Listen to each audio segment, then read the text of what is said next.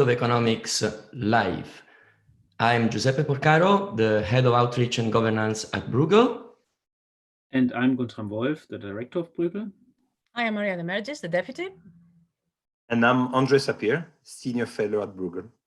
And we are here today in order to discuss and unpack the results of the Eurogroup meeting that finished late in the night yesterday, 9th of April. And we will try to unpack and analyze the results of this meeting, which has been one of the longest meetings ever of the Eurogroup, 16 hours without counting the breaks. So finally, the European finance ministers came to an agreement to present to the European Council, as it was requested by the head of state, to see which kind of measures and packages should face for a joint action for the current situation of crisis linked to the pandemic of the coronavirus. And I will just very quickly remind what has been agreed upon yesterday late in the night. So first of all, they agreed to propose an access to the ESM enhanced conditions credit line with a benchmark amount of 2% of a member state GDP to support financing of direct and indirect healthcare and prevention related costs, strictly due to the COVID-19 crisis. Directing the spending to this proposed is the only requirement to access this credit line. So this is what is so-called an ESM light conditionality line for health-related costs. The second measure is a guarantee provided by the European Investment Bank, a guarantee fund of 25 billion to support 200 billion of financing for companies with a focus on small and medium enterprises. Then, third point they agreed upon is the establishment of a temporary loan-based instrument called SURE, supporting member states to protect employment.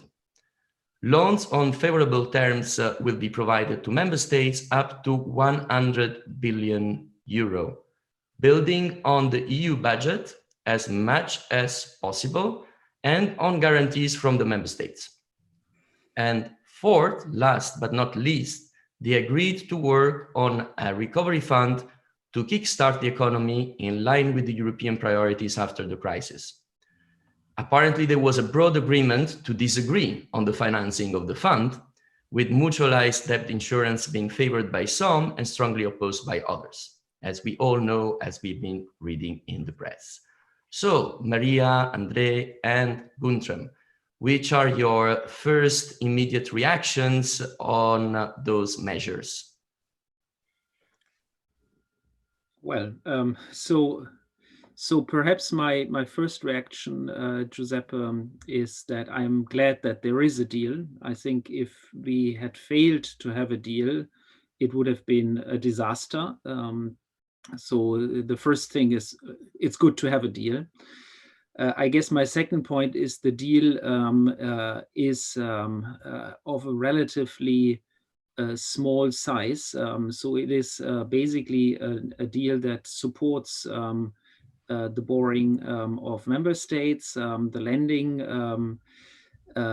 lending rates will be lower than market rates for some countries, but the deal clearly makes clear that debt remains national debt, so there's no transfer really in this deal. And I guess what I find most positive is a clear support signal for the ECB, which is also part of the statement. And I think what we are seeing and will be seeing is more national borrowing to finance the big fiscal response that is ongoing in Europe.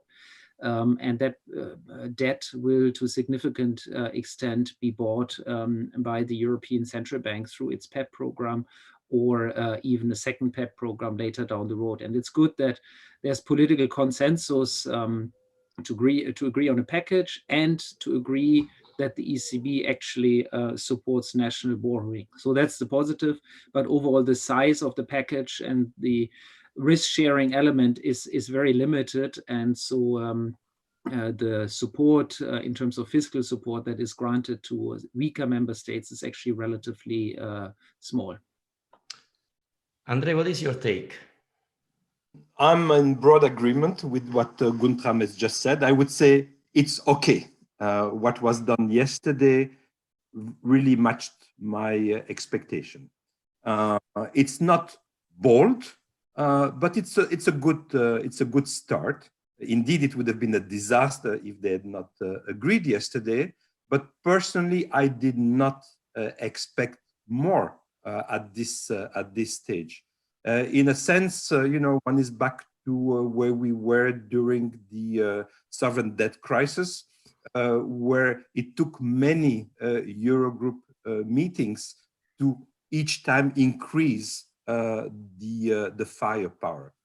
But I think for those who are disappointed, and I hear a number of people who are disappointed that the measures were maybe not sufficiently bold, I think they have to go back to the meeting of the heads of states. In a sense, it's the heads of states who were not bold by saying, no, you, Eurogroup, you come up with something.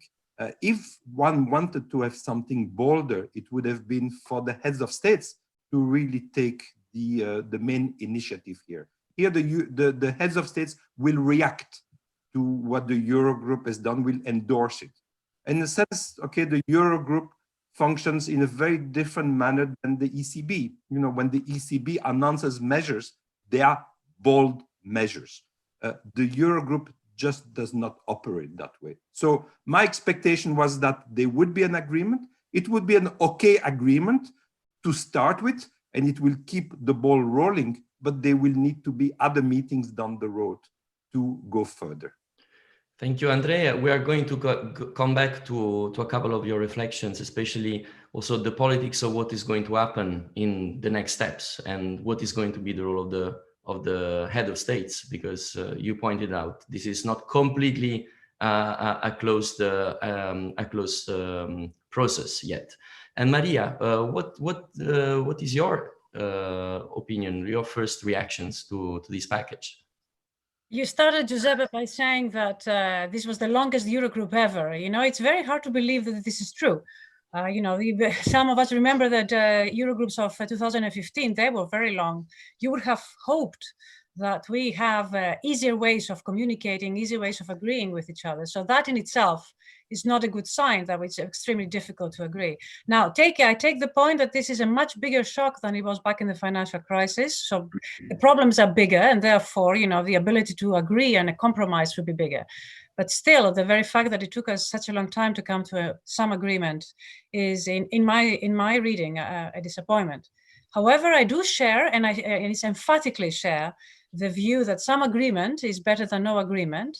And I certainly agree with what André said, that it is up to the heads of state to actually seal the deal, because more than economics, what we require is politics. So the mandate that the Eurogroup has is much more than what is actually needed for the step that we need to take to provide a decisive solution. My first assessment, and I hope we go back to the details, is that this is a first step. Many steps need to follow with a lot of political commitment in order to convincingly persuade the citizens, not about the firepower, because Europe has a lot of firepower, especially if you compare it with the US, but about the distribution of that firepower. So Maria, you point out exactly the core of the issue, which is the devil is in the details to a certain extent. So let's try to go a little bit more into the mechanics of what has been decided, and let's try also for our listeners to explain a little bit more in details what each of those measures means and how do they add up eventually to what has been already put in place in the previous weeks, both by the European Union, by the ECB, and then, as Guntram also pointed out, we shouldn't forget as well what kind of national fiscal response has been put in place. So we should now trying to put this into the wider context and trying to see how those measures act in this context. Who wants to start to go a little bit into the details and the nitty-gritty stuff of the things. Look, I'm happy to come in on this. You know, the figure that is put forward, this 500 billion.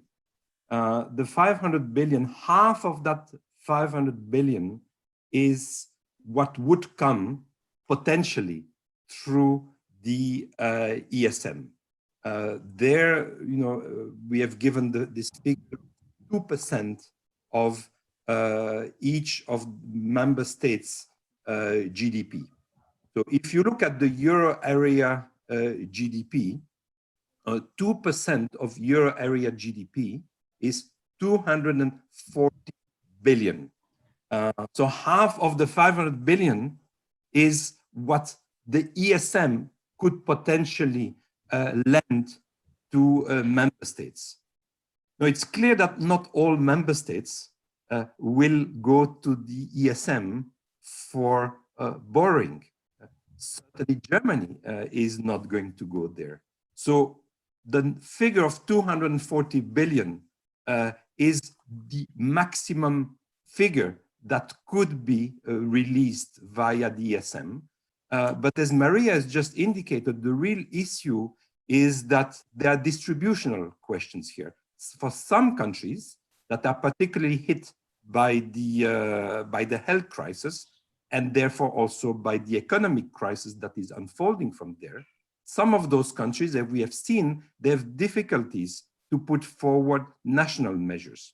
And I fully agree with Guntram that, you know, one can't just look at this 500 billion coming from, let's say, European money, right? One has to add to that all that is being done at the national level. But if we look at the national level, we see that some countries have huge capacity and some countries do not have much capacity. And that's precisely why we wanted to have the European capacity, to help those countries use their national money when they are rather constrained by their ability and also by how much they need to put forward. So this is what we will really need to see. 2% of GDP for Italy, I think that's about 30 to 40 billion. Probably Spain will draw on that as well, and maybe one or two other countries. So we're much below, obviously, the 500 billion and the 250 billion that the ESM could potentially unleash. So the numbers here, one has to see, will be smaller. The real question is, again, countries like Italy, countries like Spain that are severely hit by the crisis, what will these measures do for them?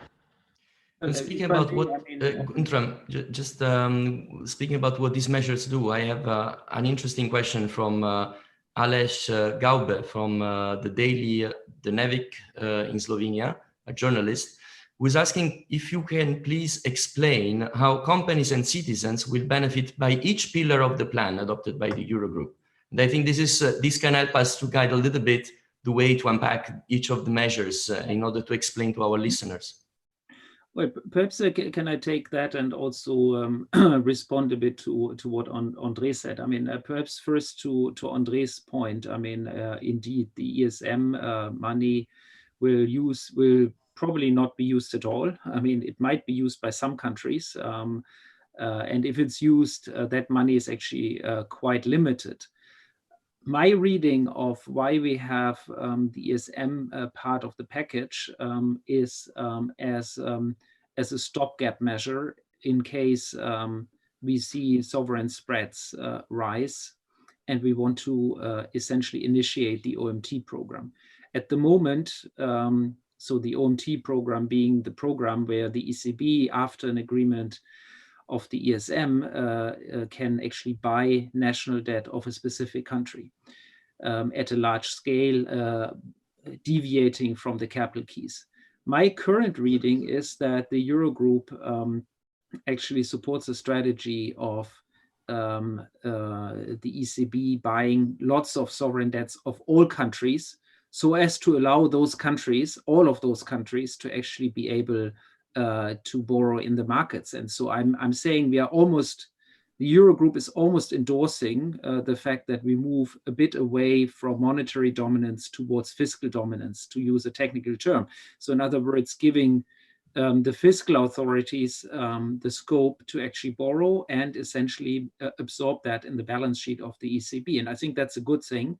And in a sense, the ESM is only a stopgap measure in case one would have to deviate from the capital key. So the real firepower here comes from the ECB. And again, I think it's important that the ECB actually gets the political support, the clear and explicit political support, which it got from the European Council and which it got from the Eurogroup. And so that allows a country like Italy to actually announce, I think, a program of 400 billion, which is not yet enacted, but which is a huge program given the Italian economy. That's thanks to the ECB being there in the market and making sure that yields stay under control. Now, then the question is how can these measures translate into support for actual citizens and companies? Well, the EU does not spend money directly. The EU doesn't have spending instruments really. So essentially all of these measures, and we have to talk about the EIB, the European Investment Bank, where the things are a bit different, but the ESM essentially gives loans to countries. The ECB makes sure that countries can borrow in the market, and those countries then decide on how to spend the money. And so countries have taken very significant measures already, both in terms of actual support for companies, for households, but also in terms of giving liquidity guarantees to the companies so that they can, do not run into liquidity problems. So it's really empowering the states. This EU package is trying to empower states to basically be able to borrow and do their job vis-a-vis companies and households. If I may add to that, Giuseppe. Yes, please. I certainly agree with Guntram on the part of the ECB. I think the real difference here, the real clincher, is the ECB. What the ECB had announced 10 days ago is really what enables countries to go out in the market, to have access to the markets and have cheap, doable access to the market. So I think that's absolutely correct in my view. But it's here we are talking about what was decided yesterday in the Eurogroup. I think the endorsement of the ECB will already, by the political parties, but the political side of the argument was done before yesterday. So I don't think we needed the Eurogroup of yesterday to have the endorsement of the ECB. So the question is, what is new that came out of the meeting yesterday, and what difference can that make? The ESM, I agree with André, and I think Guntram said similar things. I think that, for the sake of argument, I think the ESM, the action that was taken yesterday, is more or less symbolic. I don't think it will make much difference. Countries like Germany or the Netherlands or others will not actually tap because they don't need it. And those who really need it, countries like Italy and Spain, they're not going to want it. They do not want it because they're afraid of any conditionality, despite the fact that what it says in the announcement is for direct and indirect healthcare costs. I don't think anybody is going to use the ESM. Personally, I have never believed that the ESM in the current juncture is the correct tool for approaching the issue. And I think this is more or less where we're going. We're going to see other tools coming in place rather than ESM. I think, sure, the argument on the unemployment insurance is an excellent tool, even if it's small. Again, remember, this is the first step, simply because it also provides a framework for unemployment insurance, which is a macroeconomic stabilization role, which I think is something that should stay with us even after all of this. It's a good tool to have in Europe, and we've never had anything like that. And I'm delighted to see that, as Guntram described, this is going to enable countries to guarantee their insurance. The next step is going to mutualize that. I think the real new stuff here is the one that remains incomplete. And that is the recovery fund. I think it's very encouraging to see a wording of, even if it is incredibly vague, but it is a basis for the political establishment to go back on the table and try and identify exactly how much of the distribution we are willing to do and at what speed. Let me just add one thing, one element here about the unemployment element. I think I disagree a little bit with Maria. optimism that this is opening the way for something that will remain with us. Oh, it's a hope. It's not an optimism. It's hope. Exactly. So I think that the statement is very clear that this hope should not be too high, because it is mentioned explicitly that this is temporary. The duration of the crisis. So that doesn't mean that it will not happen, but it means that we are not there yet. That there was a lot of disagreement on this between those who said, the euro area needs such an instrument, and now is the time to put it in place, and then it will remain. And those who said, no, the euro area does not need this kind of an instrument. Okay, but we agree that this is a special period now, and one can roll it out for a very, very limited time, but do not think that this will be permanent. So that fight is not over. It will still come with us. I mean, perhaps one point to add on this, on this unemployment fund, and there I agree with Maria. I think it's still quite a significant step in the sense that it operates outside of the intergovernmental ESM. So it operates with guarantees, and it's done by the Commission, and the Parliament, while not having to approve the legislation for the SURE, the European Parliament is still involved through the EU budget process.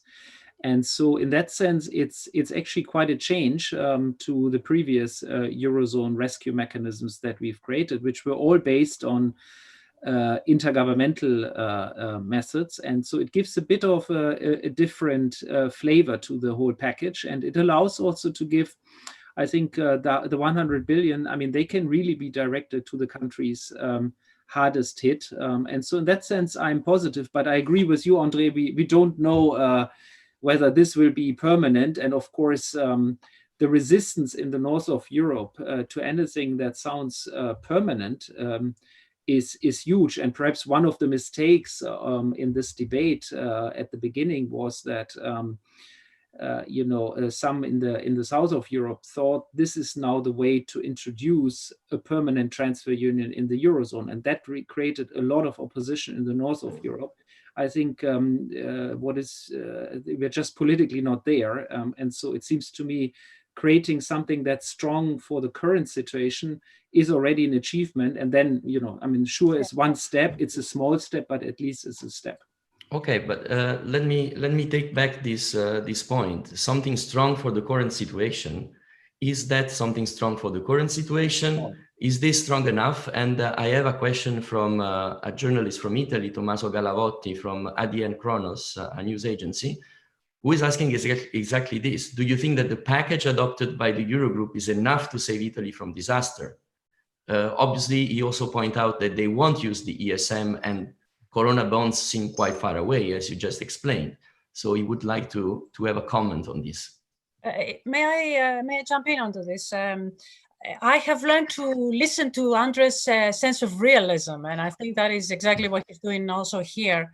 One of the reasons why the frugal North has opposed any discussion about the Corona bonds, the mutualization of debt, is even for temporary, for the length of 6 months, one year, irrespective of how this lasts, is because of fear of creep-in. So you put in measures temporarily, and they have a nagging tendency to stay forever. You see, and they stop it right on its heels. You never start the conversation because you might creep in. This is actually the good news, and here I tend to agree with the way that about Guntram, how Guntram phrased it. It is actually, we didn't have that problem with SURE. We put in an unemployment insurance that we've never had before, and even if it doesn't stay there, there will be a precedent. So the creeping fear is actually justified, in my view. Why I have a sense of hope. But I mean, I think that's there is other things that we need to do, and let's not dwell on this. It's a good step. And coming to the question, I mean, I think we all agreed at the beginning that this is a first step. A lot more is needed.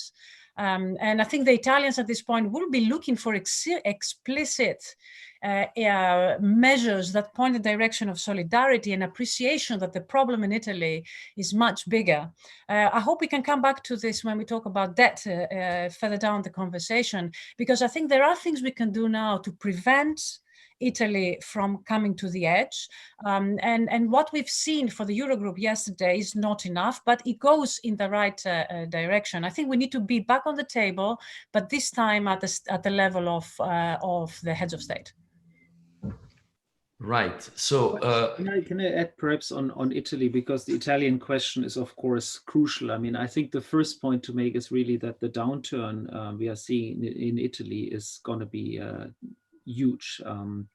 And that is also not only related to the fact that the pandemic is more advanced in Italy than elsewhere. It's also related to the fact that the Italian economy, just like the Spanish and the Greek economy, have a significant tourism sector. And I think the tourism will be completely down this year. I think even in an optimistic scenario, I can't believe that in the summer we will have more than 20% of the tourism that we usually have, right? So this is a huge hit to the Italian economy and to the economy of the south of many southern European countries. And so yes, the economic fallout will be huge. Is Italian debt as a consequence unsustainable? Well, I don't share that view. I think Italian, Italian debt is sustainable as long as yields are very low, and the yield control is achieved by the ECB essentially. The real question, it seems to me, is will the Italian government mobilize enough fiscal resources now so that we get over this huge downturn and can have a relatively fast recovery going forward? And then, of course, the second question is the recovery plan that we haven't yet discussed and that the Eurogroup hasn't really yet discussed, the sort of the future recovery plan. But, you know, if Italian GDP can resume next year, and if yields remain low, and I think yields will remain low, and they tend to remain low after pandemics, I don't see really a risk of debt sustainability for Italy. And I think that's why it's also totally appropriate that the Italian government has announced a big program. And you know, they should really do a big program, because that's the best thing also for debt sustainability, because it helps prevent a destruction of GDP that is permanent. And let's spend maybe a few words about the fourth pillar, which obviously is the more vague one, and where perhaps the heads of state need still to discuss, because that's the more like forward-looking part of the story. That's also why reading the Italian press and the declarations of Minister Gualtieri and the others it's the one where a certain discussion about mutualization in one way or another is still like kind of open, or at least there is still kind of a push on mutualization over there. The question is this like something that has been put there just to take time and buy time in this discussion? Or do you think that between now and the European Council, there is going to be a breakthrough over there and really maybe think another kind of instruments that might be, fit for the purpose, enough big and ambitious for the challenge that is ahead, not only for the Italian economy, but for the economies of many other member states, and at the same time provide, a political card that also, I speak about the Italians, but in general, some of the member states can go back to their own constituencies, meaning their own electorate, in order to keep a certain, faith of in the European project and trying to make things workable on a political level. Because it's true, as you say, Guntram, that there can be a plan, and economically speaking, this could be viable, but it can also be, politically speaking, something that is very difficult to implement in case there is going to be a political upheaval in some of the countries. And this is an element that we cannot take out of our discussion. Let me come in on this because I think that this is indeed the big question. So I think, as we all said at the start, it's great that there was an agreement yesterday.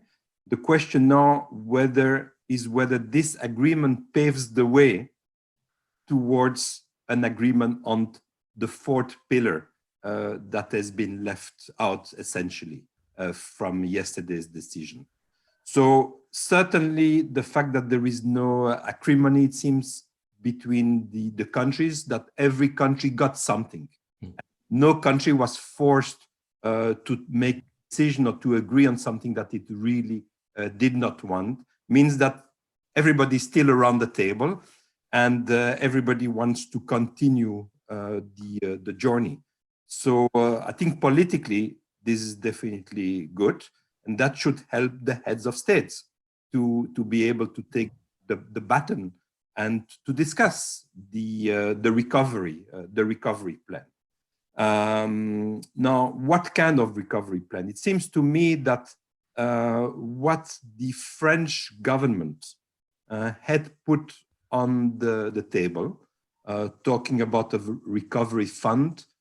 Sometime one heard a figure of 3% of GDP for a recovery fund. I think is the kind of right measures. This is not, one does not have to use the term mutualization. I think one can use the term joint action. I think that is good enough. The term mutualization is probably not a desirable term at this stage. But what is clear is that one needs joint action, not simply providing credit for each country to act individually. So no one needs a joint plan for the way we will recover. And that requires some serious thinking. For instance, how do we combine this potential recovery plan with the Green Deal?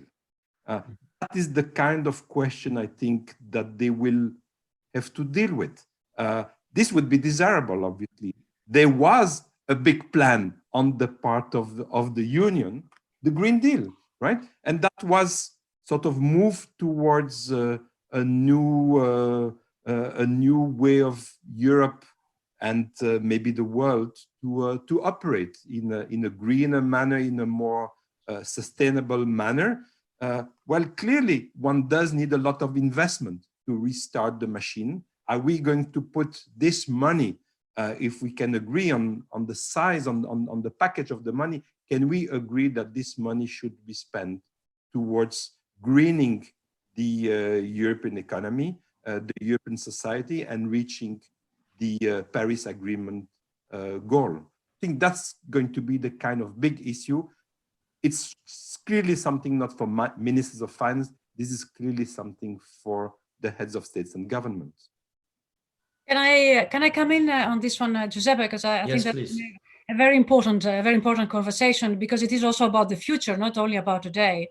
I certainly agree that the mutualization of risks has become such a toxic and more or less divisive, actually, word, that we should find ways of bypassing it without losing the concept, because we still need to be careful that the decisions that we take today do not prevent this recovery phase from happening effectively, because we can get stuck in a perpetual stagnation for much longer than we actually necessarily need to.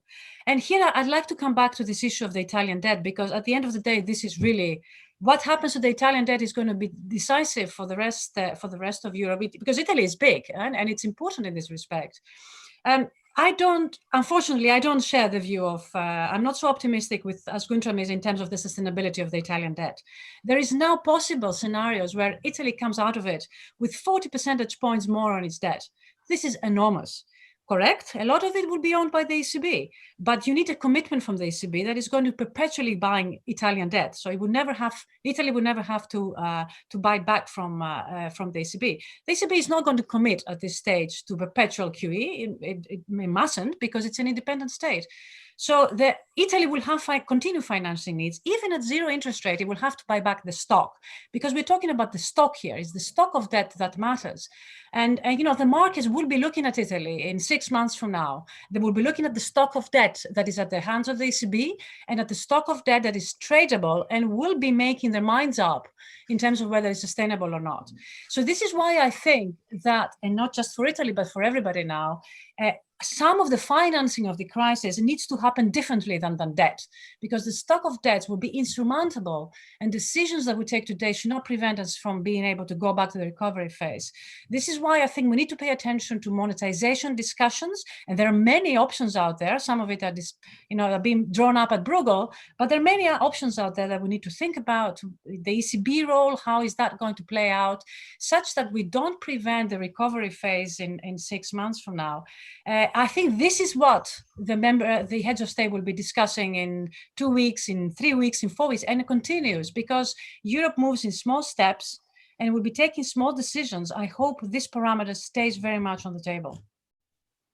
I mean, just to add on this point, I mean, I think, Maria, we basically agree, it seems to me. I mean, as long as the ECB holds the debt and yields are low, and there is no debt sustainability in Italy. Now, if yields go up and the ECB doesn't hold the debt, then we have a problem. Now, the real limits to how much debt the ECB can hold and how long it can hold it is all about this question of what are the legal limits to it? And, of course, one dimension is, of course, the EU treaties prohibit monetization. Now, the reality is that the concept of monetization is a very fluffy one, and there's all kinds of shades of monetization, and QE is a first start, and it becomes an issue really at the stage, it seems to me, where the holdings of debt in the balance sheet of the ECB are so big that the ECB cannot control effectively anymore monetary supply, and not effectively control inflation anymore. And in my assessment, even if the PEP is twice as large as currently, so at 1.5 trillion, I don't think the ECB would lose its control over inflation. So on the contrary, all the numbers we are seeing is that inflation has actually come down. And so I think in the end, the ECB can hold a significant amount of debt. It can hold it for a very long period of time. Officially, they cannot say that, the ECB cannot say that it holds it to maturity, because then it would run against the monetary financing, but you can get very close to that and be still legally compatible. So it seems to me that it's almost unavoidable that the ECB will hold a significant amount of debt, and I don't think we are at a stage where it creates inflationary worries. No. So in that sense, I'm more relaxed about this, and then the real limit is the political limit and the legal limits, and that's why I actually think it is important that the Eurogroup also endorsed this, because it is a political backup. If I may, just a more detailed point, because I think that's an important. It's important that we agree on what it is that we agree on and what we disagree on. Inflation risks are not there. Funding costs will be low.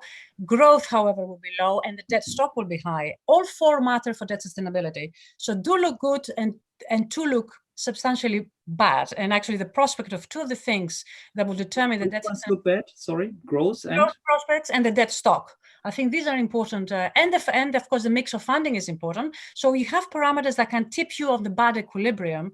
And I remain sober. And if I may say, irrespective of whether you are an optimist and I'm a pessimist, I think what's crucial is that we prepare for something like that. Europe needs to be mechanism in place. So the ESM might have to be used because Italy loses access. It needs to have the firing power to do that.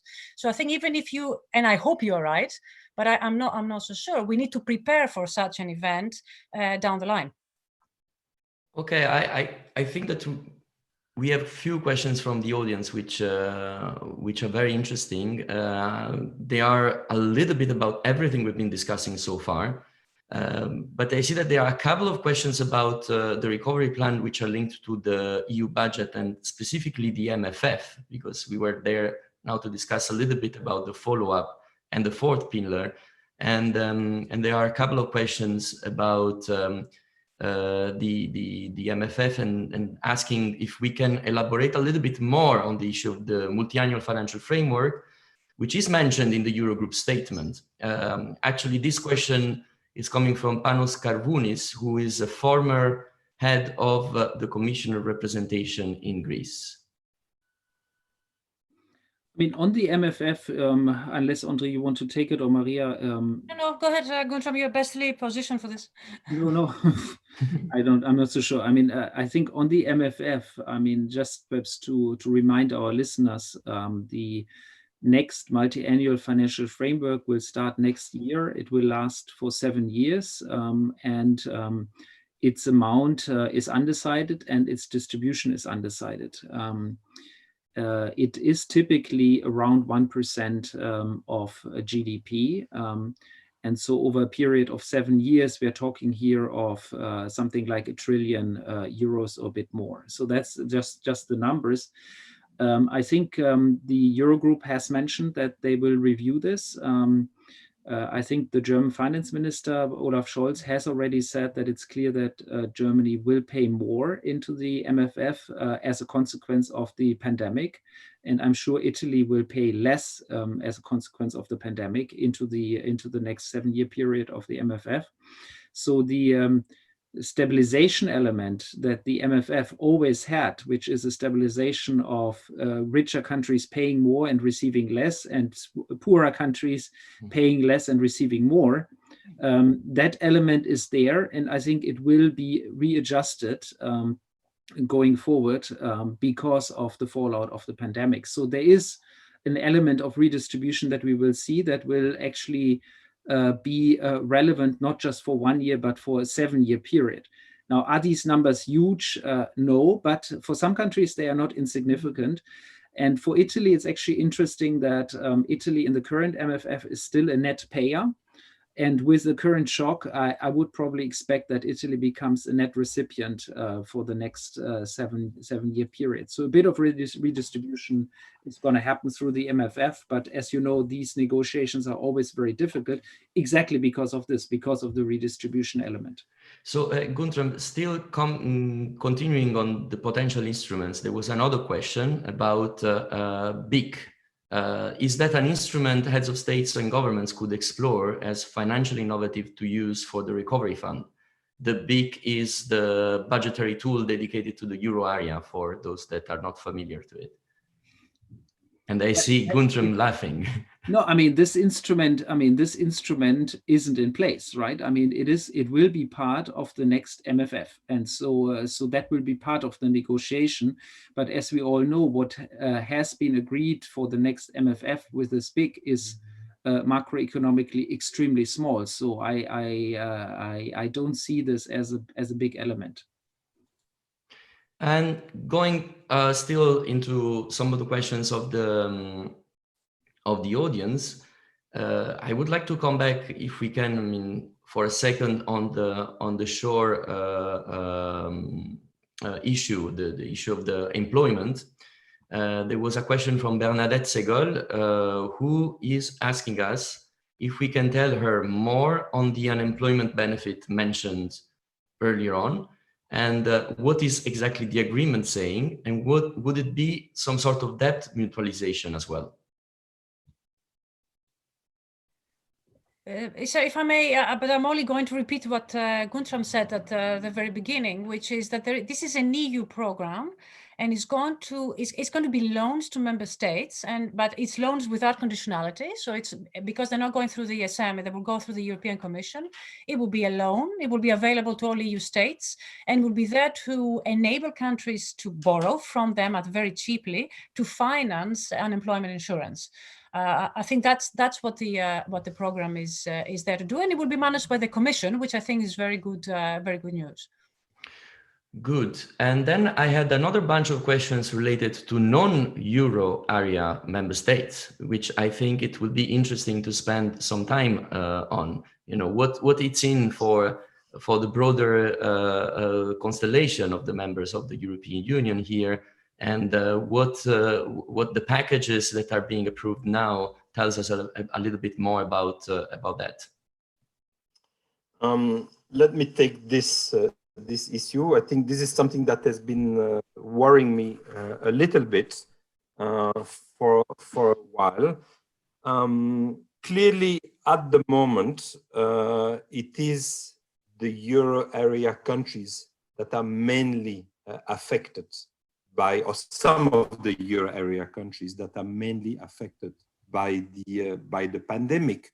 Although there are some non-Euro area countries like Sweden that are getting into quite a bit of difficulty on the health side, not necessarily on the economic side. But it's true that the countries of Central and Eastern Europe, luckily for them, they have not been much affected. So in a sense, the discussion in the Euro area is warranted, the creation of new tools, but I think I was very, very pleased, like my two colleagues, that there is also a EU-wide instrument, sure.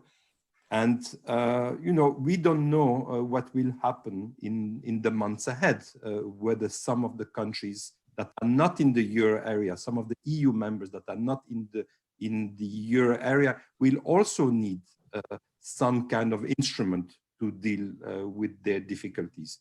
So I think, as I said, it was very good that the Eurogroup recognized the need to have not just intergovernmental, but also EU instrument. Whether that will be enough in the future, we shall see. I think the main discussion really to come back to the budget will be there.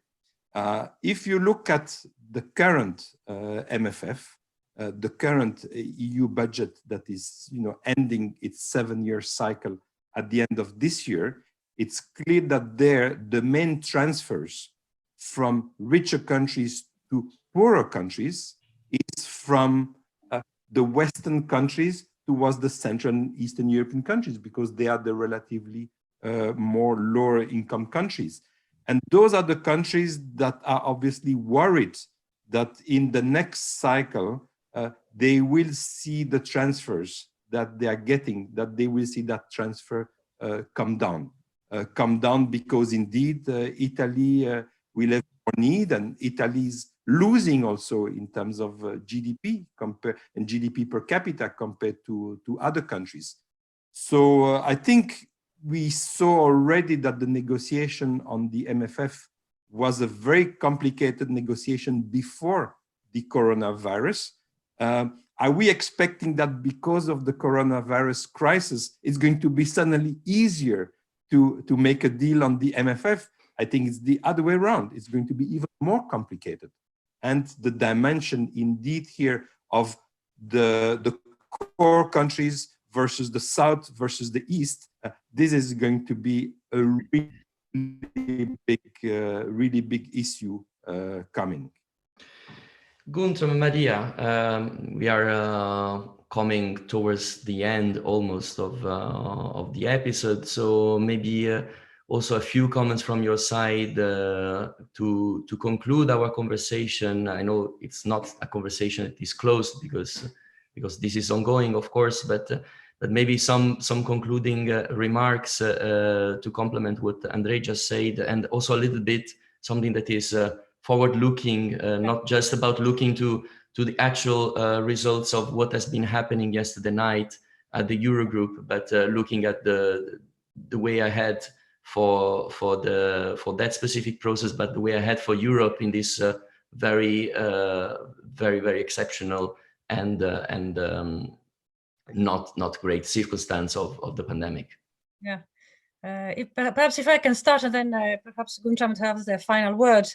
The one line that I found very encouraging in the announcement from yesterday was this line which said something like commensurate with the extraordinary cost of the crisis. So I think there is an appreciation, despite all the fights we've seen in the previous days. I think there is an appreciation of the size of the shock, and there is readiness to do things slowly but surely. This is the bit that I think we need to sort of rely on and hope that we can do this in real time. So because I mean, Europe has a tendency to procrastinate, and that time that we cannot really afford. But I am encouraged by that, and there is still hope for a recovery fund that is convincing for the size of the shock that we are seeing. Guntram? Well, 2 quick points. I think the first point is that the sum of all the fiscal responses in the Eurozone is actually very significant already. And it should not be equated with the 500 billion number that the Eurogroup came up with yesterday. So if we do cross country comparisons with the United States headline figure is something like 2.6 trillion. Well, we come actually to very close numbers in the Eurozone if we add up the national responses. I think that's the first point to make. The second point I would make is that I completely agree that this discussion is not over, and it's a long and painful political process, and politics hasn't fully delivered. I would love politics to deliver more. At the same time, if you ask me about a prediction, I don't see sort of the federal vision that we as academics have materialize. We will not see a large-scale Eurobond with joint and several borrowing and significant transfers. We are not a political union. But I do hope that we will get more politics and more political ownership, because one thing is clear, I mean, it cannot be in the interest of any country that the neighboring countries are not doing well. I mean, we are so tightly interconnected. There's so many externalities. We really need to work together. And so I hope we will not stay at the state of just being a confederation of states, while at the same time I see we will not be a federation. So can we get in the middle a bit more progress, a bit more leadership from the European Council would be welcome. And thank you very much, Guntram, and I would like to thank Maria and Andrea as well for this very put together very quickly podcast and live stream on this kind of very exceptional circumstances. And I would like to thank all the listeners, the ones that have participated actively by asking questions, but also all the others that have been tuning in and are listening to The Sound of Economics. And of course, as we all say, this is an ongoing discussion. We at Bruegel, we are really functioning in a sort of coronavirus emergency kind of mode, providing you as much as possible with analysis, real time, but also a little bit starting to see the medium to long term effects of what is going on. So everything we discussed today in this podcast is subject of ongoing analysis by our scholars, and you will find all this analysis on our website, www.bruegel.org. Until next time, bye-bye.